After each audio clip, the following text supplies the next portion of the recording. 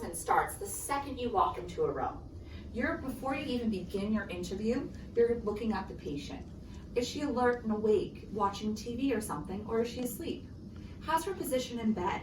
Are her hips square? Is she slumped to one side? Are either one of her arms or legs tucked under her or falling off the bed? You're looking at all of this the second you come in. So we notice here with Marianne, her arms dangling off the bed. Before I do anything else, we're gonna get her into a safe position. So we're gonna go over here. Good morning, Marianne. Your arm here, this doesn't look comfortable, so we're gonna fix this. We're gonna prop this up here.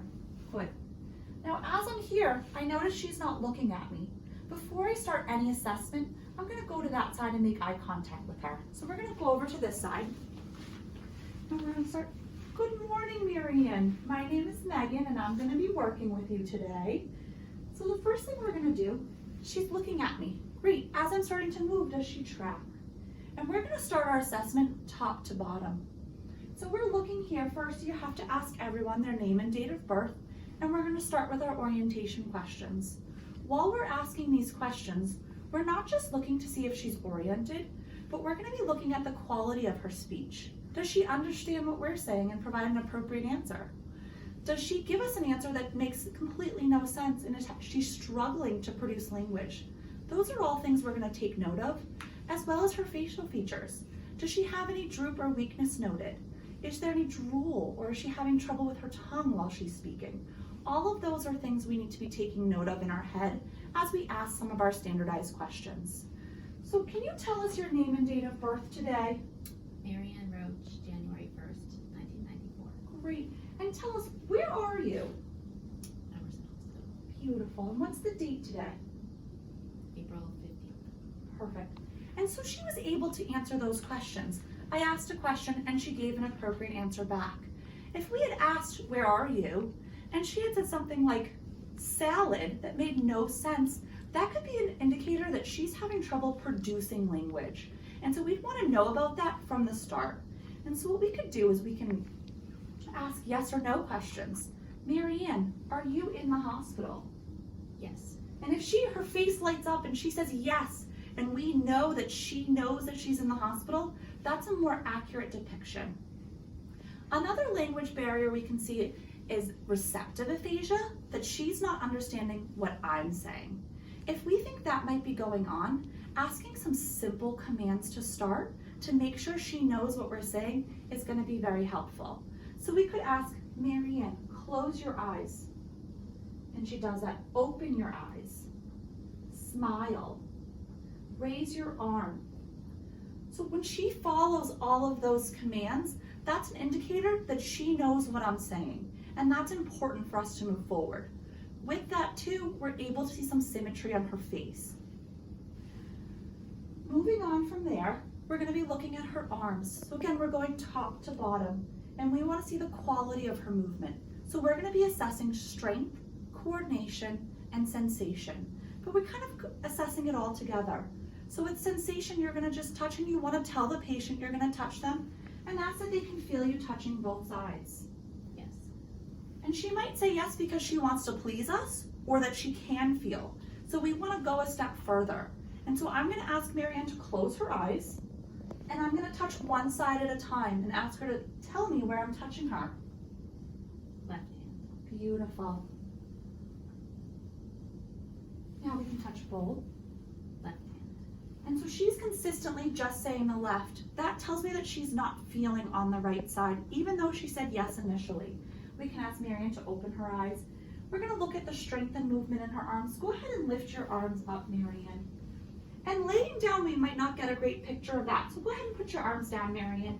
We're going to sit her up. When we go to sit her up, we're looking at her trunk. Does she lose her balance? Does she fall to one side?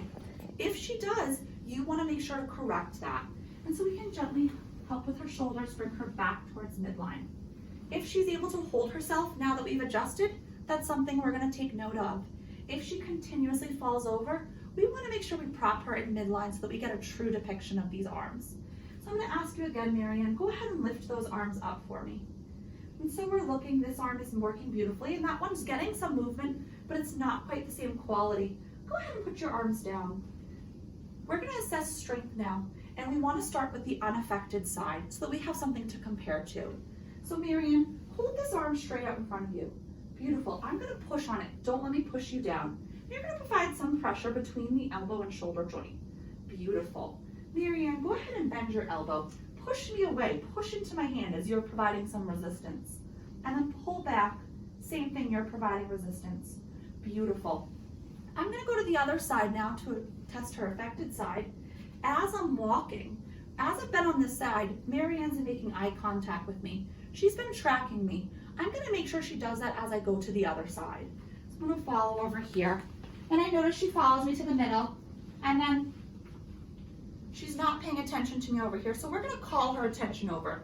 We can tap her arm and say, Marianne, look at me over here. And she's able to bring her head. Again, that's something I want to note. If she wasn't able to, I want to go back into her field of sight and have her follow me over here. So now we're going to test this affected side. We ask Marianne, go ahead and lift this arm up. And now I'm cautious here. I'm not lifting it for her, but I'm here as a guard so that nothing happens. We protect the integrity of the arm. And if she can't hold this for 3 seconds, we don't need to provide any pressure. If she's able to hold it, we can provide just gentle pressure there. Even if at the shoulder she's not able to hold this arm up, we still want to test further down the arm. So I'm going to ask her to bend the elbow, and I'll ask her to push into my hand and pull back. And again, we're testing everywhere. We're going to continue on down and compare her grip. And we can ask her to squeeze our hands. You want to do that one at the same time if you can, so you can get a good comparison. Beautiful, Marianne. One other thing we're going to test with the arms is her coordination. While we were doing strength testing, we were looking at coordination of that arm, but now we're going to do it in a standardized way. So I'm going to ask Marianne to take her left hand and give one finger up, touch the tip of my finger, the tip of her nose, and back to my finger, and continue doing that as accurately as you can, as quickly as you can. Beautiful. Now we're going to ask her to do that with the affected side. We already saw that the quality of movement on that arm is not quite the same as the left. So we want to make sure that she's not going to hit her face or do anything unsafe. So we're guarding a little bit as we ask her to do this. So Marianne, go ahead and put one finger up and touch my finger and touch your nose. And again, I'm here so that if she's going for an eye or something, we can stop it and be safe. And as we can see, the quality there is quite different. Beautiful. You can relax that arm, Marianne. We're going to continue on down the body looking at the legs. We want to make sure they're both evenly on the bed and comfortable. And then we can ask her to flex and point her ankles. Beautiful. She's going to bring them up and hold them there as I provide some resistance. Ask her to hold it there. Then I'm going to ask her to push into my hands. Beautiful. One more quick assessment of the legs that we want to do is ask her to lift the leg off the bed. And you can do that, go ahead and put that down, while you're taking off the Vanadyne boots if they have them. You can make this functional. I'm going to ask her to lift the affected side. Beautiful. Now I do want to note here, if your patient is unable to lift one of their legs off the bed, we do have to think about skin and skin breakdown. If she's not able to lift that heel up, we're going to worry about skin breakdown on that heel, and we want to put something there to float the heels, whether it's folded blankets or a pillow.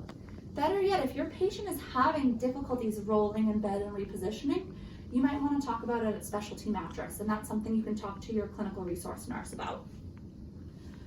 From here, we want to make sure when you're done with your assessment that you're making sure your patient's in the correct position, making sure that you have a pillow under this arm, because we know when we came in that was off the bed. Maybe we adjust the bed rail so that it keeps that pillow here. If her trunk had slid towards me when we sat her up, putting pillows or a folded or rolled towel there can help. And I like doing that. So if she had slid and we get her back in midline, tucking underneath here, and you can go right under the sheet, under whatever she's on, to give that trunk a little bit of more support. That way, if she gets tired and starts to slump again, she has that support keeping her upright. After you do any sort of positioning, don't immediately leave the room. Make sure that she's able to hold herself in midline and you didn't overshoot. So we'll sit here. Often one of the next things you do is give medications. It's a great time to continue on with your assessment. So if we go over here and get your cup, your medicine cup, You also want to assess now for volitional movement. Is she moving spontaneously better than we asked her to move things? So we can hand her the cup and see what she does. She grabs it with the right hand. I'm not going to immediately let go because we know she has some deficits, but let's see what she can do. She might demonstrate the ability to bring that to her mouth, even though this arm wasn't working that great just a minute ago. And that's not necessarily that the patient wasn't participating earlier. That might just be volitional versus when we ask her to move. The last thing here when you're leaving your patient is think about the entire room setup. You want to make sure if she's having deficits on this side, especially that vision she wasn't able to track over here, you want to set your patient up for success with everything on her left side. So we're going to go ahead and move your tray table over to the left. We want to make sure that the phone is on her left side and that the call light is on the left side. Everything we expect this patient to need is set up where she will be able to easily find it. Apologize for that.